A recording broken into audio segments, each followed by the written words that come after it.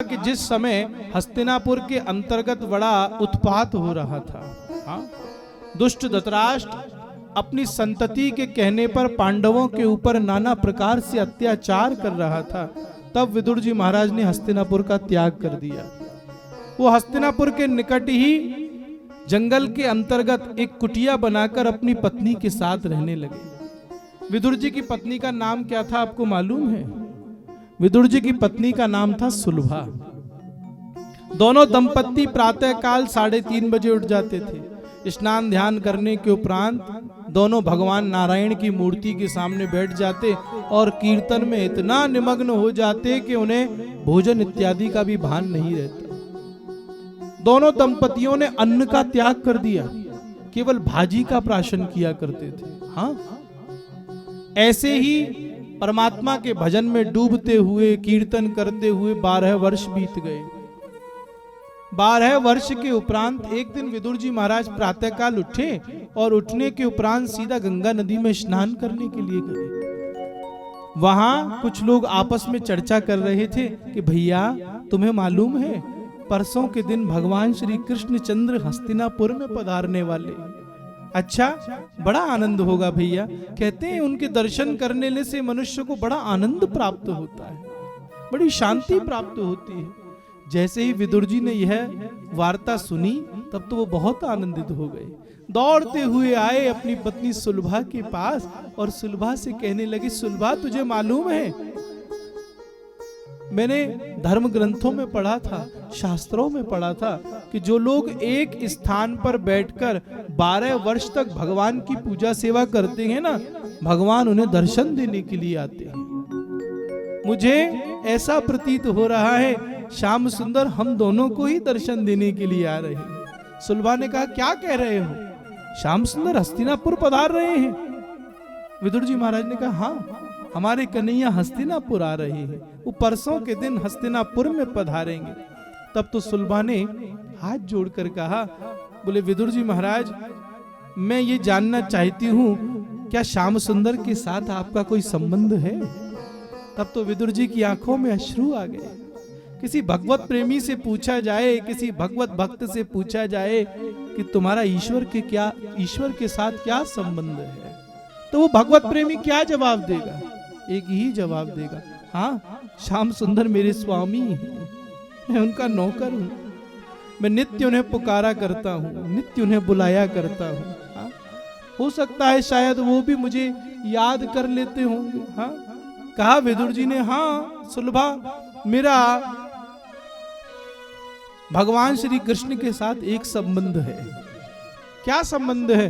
बोले जब मैं उनकी पूजा में बैठता हूं ना तो वो मुझे काका श्री कहकर पुकारते हैं, मैं रोज सुनता हूं।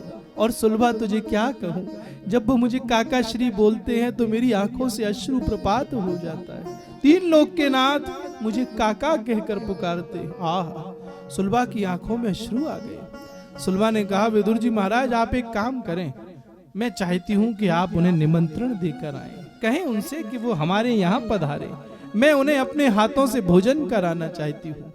विदुर जी महाराज दुखी हो गए। विदुर जी ने कहा, सुलभा सुनो, मैं अपने सुख के लिए श्याम सुंदर को कष्ट नहीं दे सकता। आप जानती हो भगवान महलों में रहने वाले हैं, वो त्रिभुवन पति हैं, 3 लोक के नाथ हैं मेरे श्याम सुंदर। मैं अपने सुख के लिए उनसे कहूं कि आप मेरी कुटिया में पधारो, और मैं उन्हें क्या दे सकता हूं? सुलभा तुम्हें मालूम है मेरे श्याम सुंदर रोज 56 भोग का प्राशन करते हैं। हाँ? मैं तो उन्हें भाजी के सिवा कुछ नहीं दे सकता, अतएव अपने सुख के लिए मैं कन्हैया को कष्ट नहीं दूंगा। ये एक संत का मत है। संत कभी भी अपने सुख के लिए दूसरों को कष्ट नहीं देता, वो अपनी मस्ती में रहता है। मुझे है काम ईश्वर से, जगत रूठे तो रूठन दे। हाँ? वो कभी अपने सुख के लिए दूसरे लोगों को कष्ट नहीं देता, खुद कष्ट पालेगा लेकिन दूसरों से अपना कष्ट नहीं कहेगा। यही तो संत है। हाँ? संत का तात्पर्य क्या है आप जानते हैं?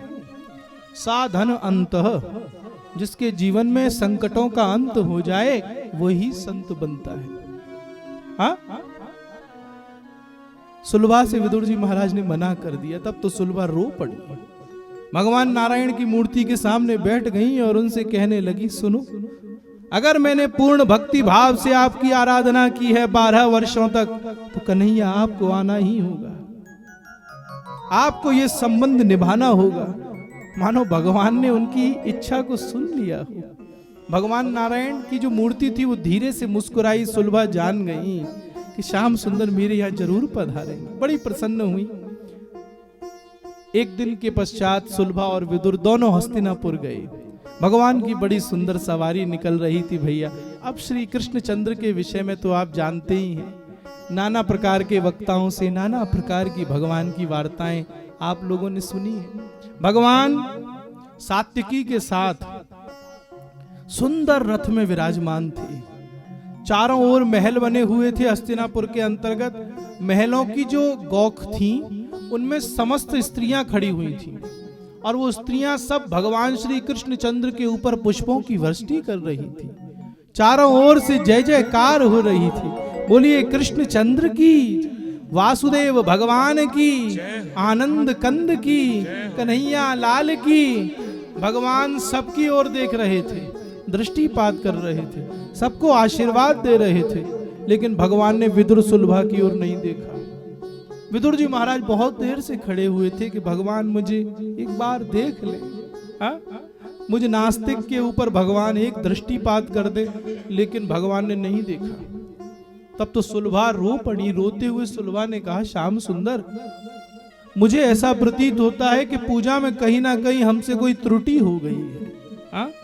12 वर्षों तक निरंतर पूजा करते करते न जाने ऐसी कौन सी भूल बन गई हमसे कि आप हमारी ओर नहीं देख रहे हैं। सबके ऊपर दृष्टिपात आपने किया, आपने हमें नहीं देखा। आहा, प्रभु एक कृपा करें हमारे ऊपर, एक क्षण के लिए हमारी ओर देख लें और हमें तृप्त कर दें, हमें आनंदित कर दें। मानो भगवान ने सुलभा की उस वार्ता को भी सुन लिया हो। भगवान ने एक क्षण के लिए सुलभा की ओर देखा, विदुर की ओर देखा, और जब भैया नेत्र मिले ना गोविंद के साथ, आहा, जब आपके नेत्र भगवान के साथ मिलते हैं ना, तो वो जीवन का सबसे सुरम्य पल होता है। आप आनंदित हो जाते हैं। कभी कभी ऐसा होता है ना, पूजा में बैठते हैं और भगवान के साथ हमारे नेत्र मिल जाते हैं। आहा, वो दिन कितना आनंदमय गुजरता है। जैसे ही सुलभा की ओर विदुर की ओर देखा भगवान ने, तब तो दोनों आनंदित हो गए, भगवान की जय जयकार करने लगे। और मन ही मन सुलभा ने भगवान श्री कृष्णचंद्र को निमंत्रण दे दिया। बोले, प्रभु आज आपको पधारना है, मैं आपका इंतजार करूंगी। और भगवान ने सर झुकाकर अनुमोदन कर दिया, हाँ मैं अवश्य आऊंगा। दोनों पति पत्नी अपनी कुटिया में पधारे और इधर भगवान श्याम सुंदर हस्तिनापुर की सभा में पहुंचे। हस्तिनापुर की सभा में पहुंचकर, जैसा कि आप सभी लोग जानते हैं,